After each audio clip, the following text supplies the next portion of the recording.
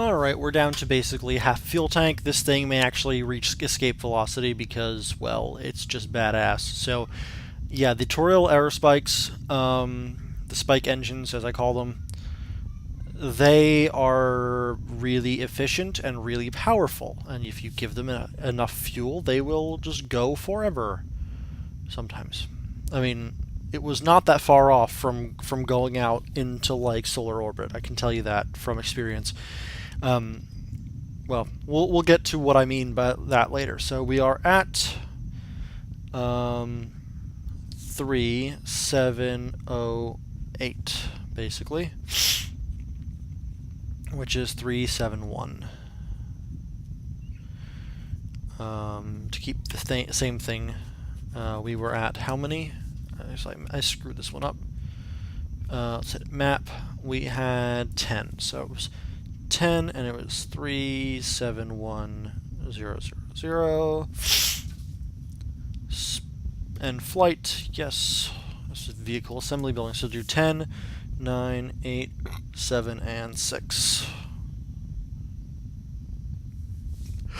I think, though, I'm going to take a short break and come back with number 9 and, well, eat some food because I'm a bit hungry, so I'm going to cut this off here at an hour and a half of recording.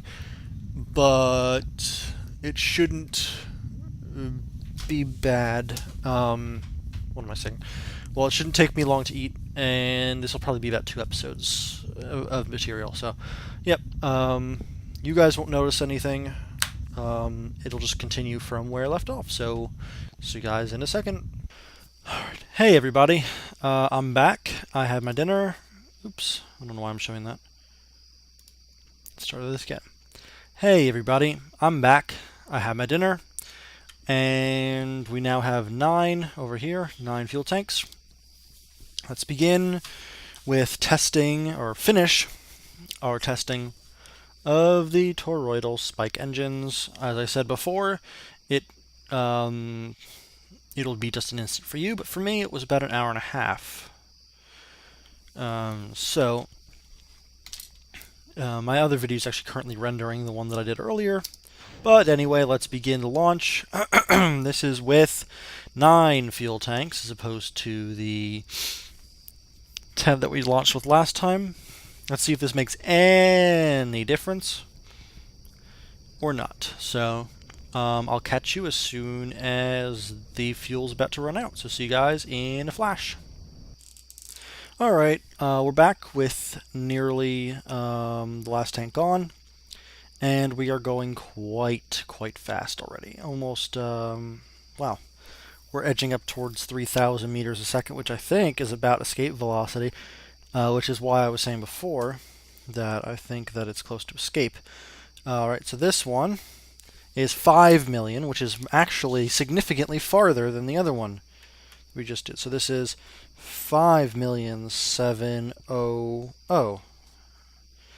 So about 5,700 kilometers. So, in this flight, and we'll do it with 8. That seemed to be pretty damn efficient, I might say. So, let's do that. Launch it. This is with 8. Do 7, and we'll do 6. And so we'll try to see if the peak is at 8 or whether it's at 9. Or maybe at 7. Who knows?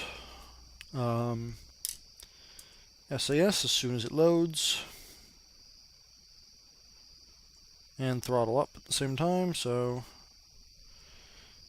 throttle up, SAS, and 3, 2, 1, ignition. And I'll catch you guys back up when we're going a ridiculous amount of meters a second, and we are much higher in the atmosphere. So see you guys in a few minutes for me, and a flash for you.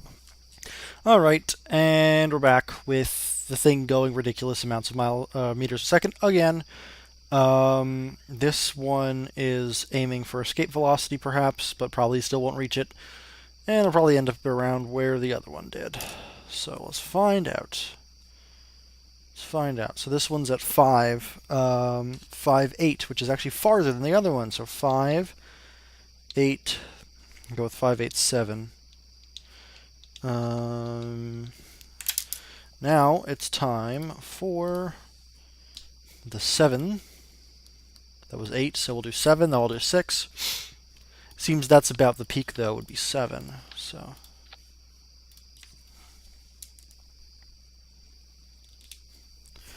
And then we'll move on to the radials, and then we'll do...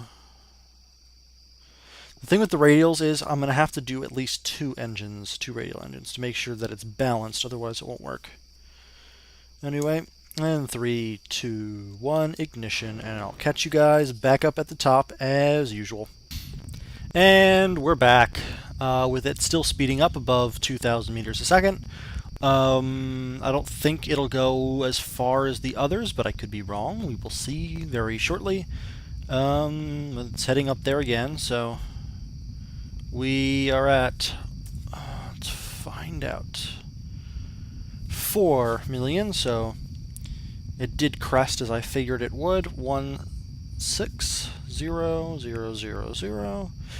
Alright, so that'll be 160, I guess. And the flight, we got one more with this, then we'll move on to the radials. Again, as I mentioned, I think I'm going to go with 2 radial engines, possibly the normal configuration of 4, which is how it's actually used, so I think I'll go with 4 for the radials. So yeah, 4 REs. Oh great, don't tell me you froze, game. Okay, you didn't freeze. I thought it froze for a second. Oh hey, look. It's a spacecraft that's sort of stuck there. Anyway. Once it slows, I think that's because my computer is working on too many things at the same time, but I don't give a fuck. It has enough power to do it, and it should be happy that I'm making it do shit. So, oh yeah, by the way, this thing moves. Anyway, I'll catch you guys back up at the top with the last toroidal arrow spike, the spike engine, and yeah, so see you guys in a minute. Alright, I'm back. We are nearing the end of the fuel here. It's significantly slower than the other one. Okay, maybe it's not significantly, but it's decently slower than the other one. It's not like, you know, 2,800 meters a second or something, and we are down to 2 million. As I figured, we were going to go lower, so 2,047,470,000 meters. So let's end this flight, and as I mentioned, we're going to go with the 4, because usually that's the configuration you use when you actually use these, so that's why I'm going to sort of go with that. And I'll sort of see at what point these can lift. I've got enough room on my paper for it, and then I will crunch some graphing stuff, some graphing things, and make sure that it is all legible in these videos at some point. Okay, this one lifts. This is sort of to figure out what the optimal is for all these things, and oops, that was an accident. I need to review, oops, and add a few. I'd rather it not lift than it lift. I think I know how to add more. Better, in a better way, without messing with the engines.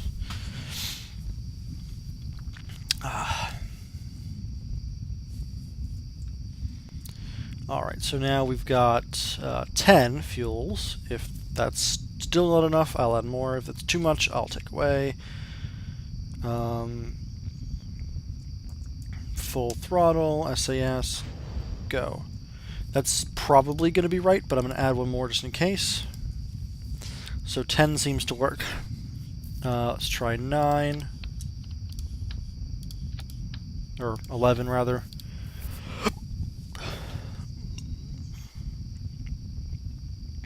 I mean, these engines are decently efficient, so...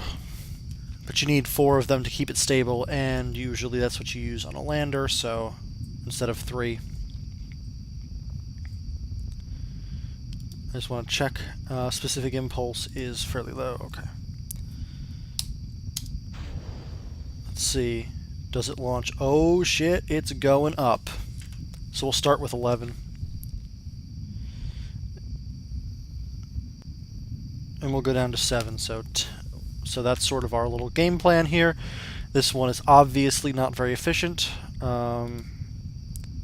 As you can sort of see, I mean, they suck. They don't suck fuel. They sip fuel, which is nice. But there's 4 of them, so it's not the best. And I'm sort of going off in a random direction. I don't know why, but that's sort of the direction I've ended up in. So anyway, I will see you guys at the top of this. It shouldn't take that long. It's going through fuel decently quickly, so I'll see you guys in a minute. Alright, we've got half the fuel tank left. It's obviously having a little bit of issue getting out of the atmosphere, but it's going decently quickly, and it'll have a, well, there's the fuel, so we'll figure that out. It seems to be 95.2. It's going to be the answer for it, so yeah, it's really not going to change too much as it gets out of the atmosphere pretty quickly. So yeah, 95.2. So we'll go with that. 95 to 100. Alright, and the flight. Now let's take one away and go for 10 and see if 10 is better. It should be.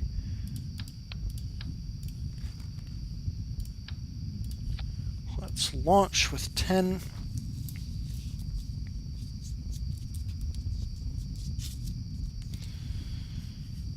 Alright, let it load a little bit.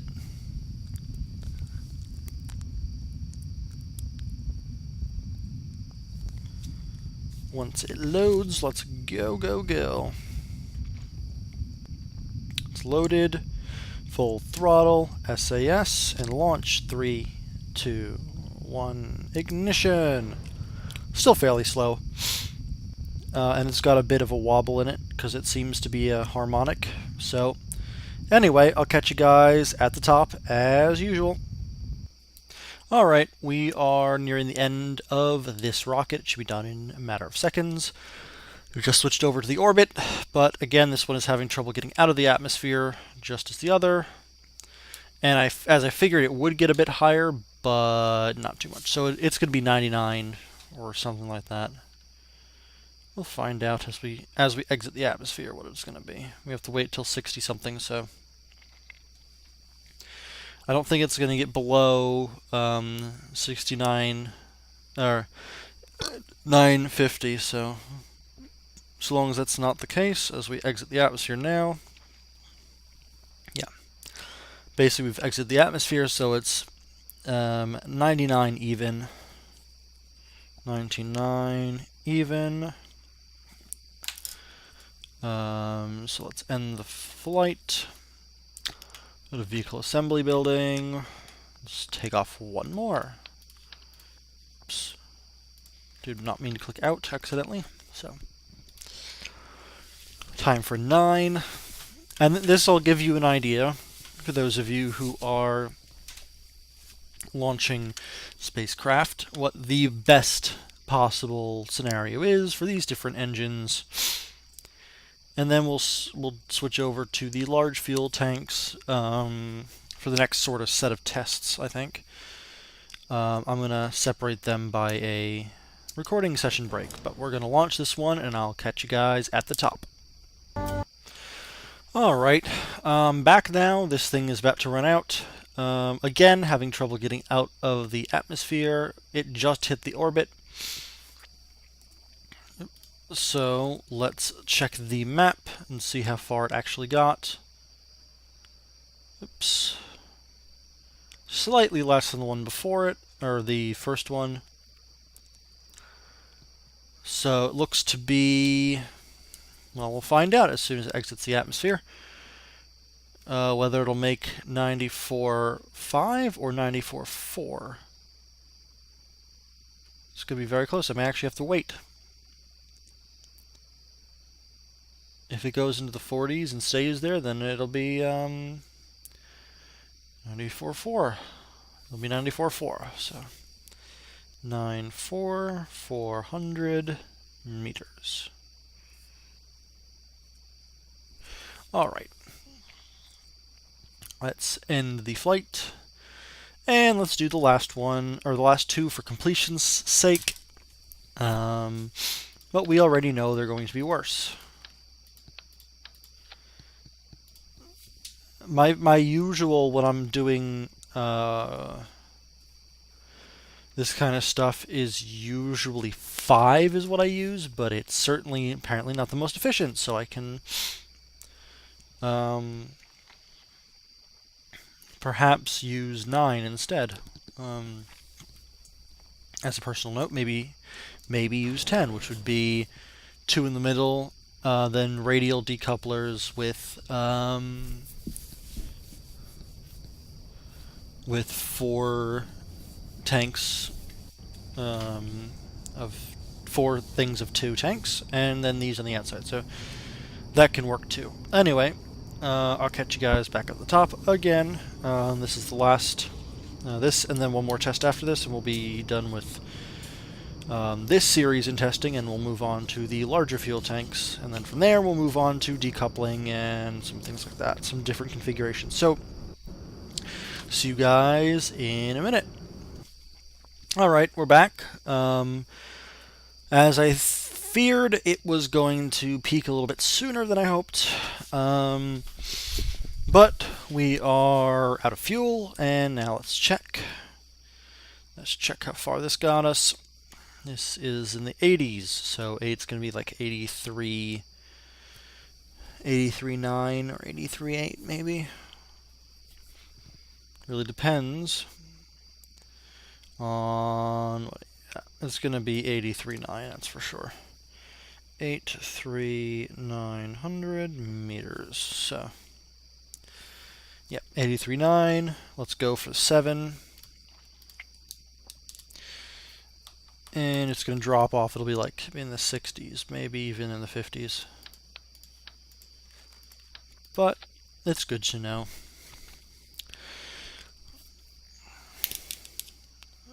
But it's enough to, I mean, 7's more than enough to go land on the moon, and to return to Kerbal, certainly. So, SAS on, throttle to max, and launch.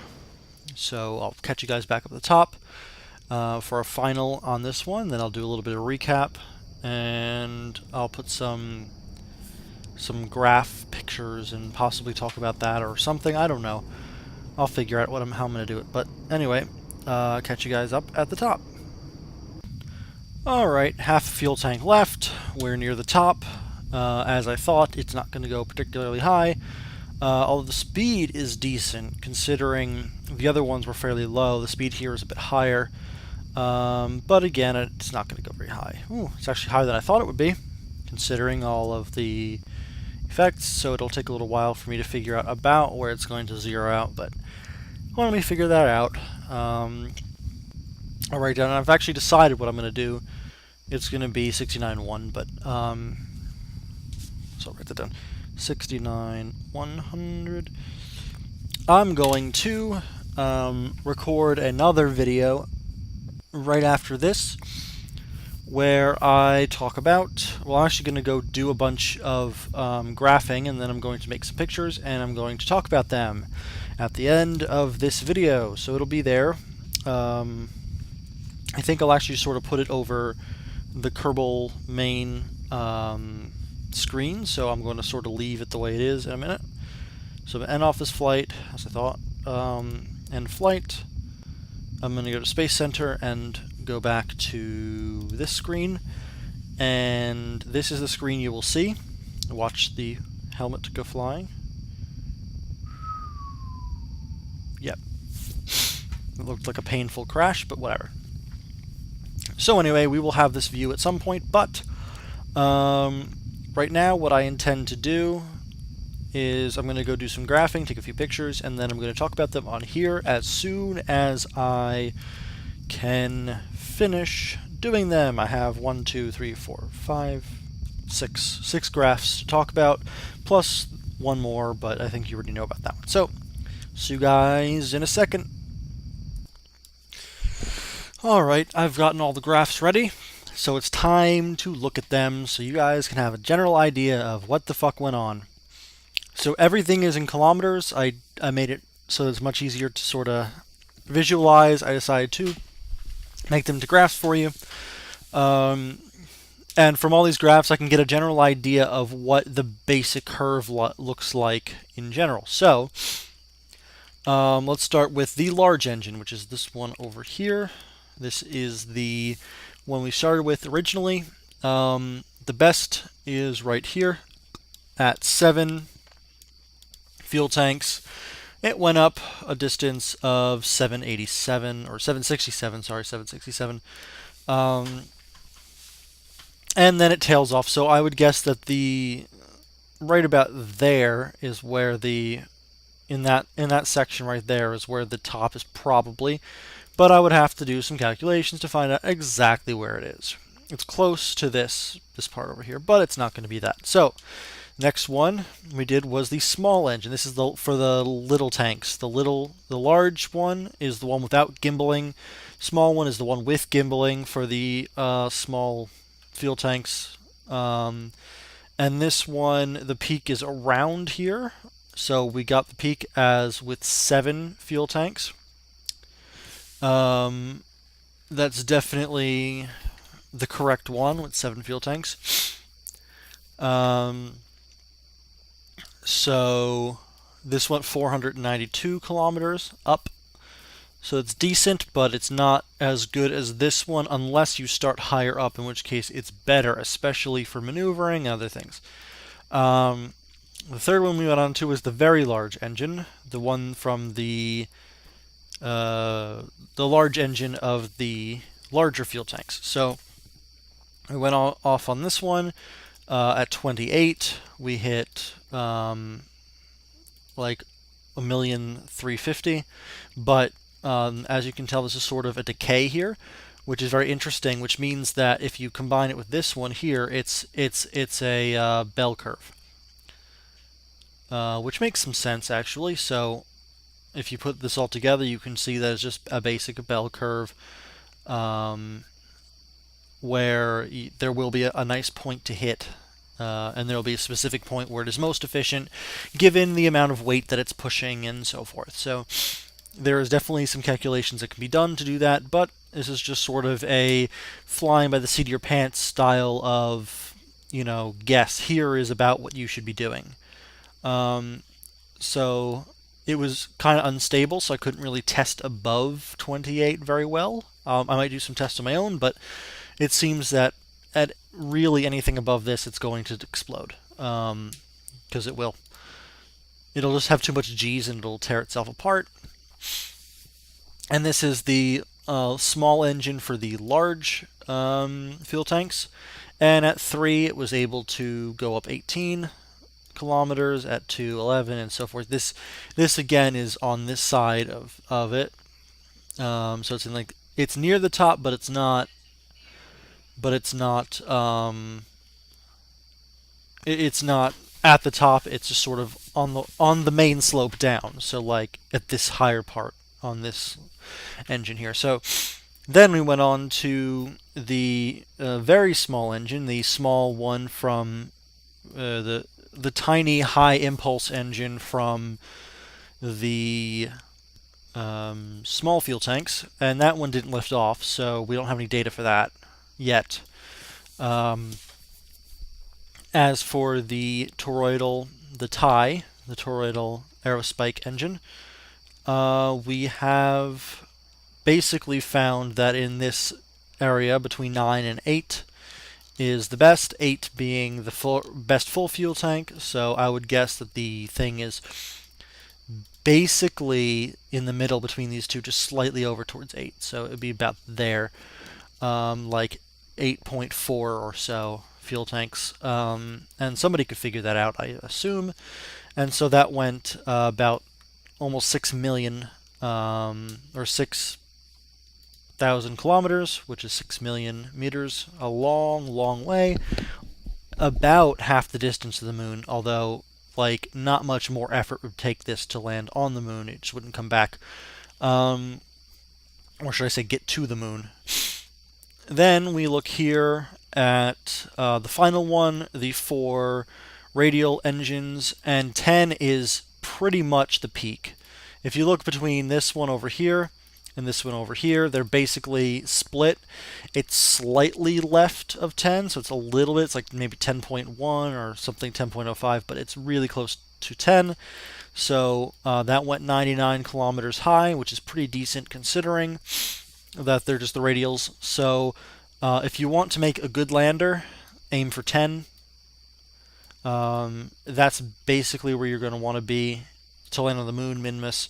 You may want to have 10 fuel pods on your lander. If you're using the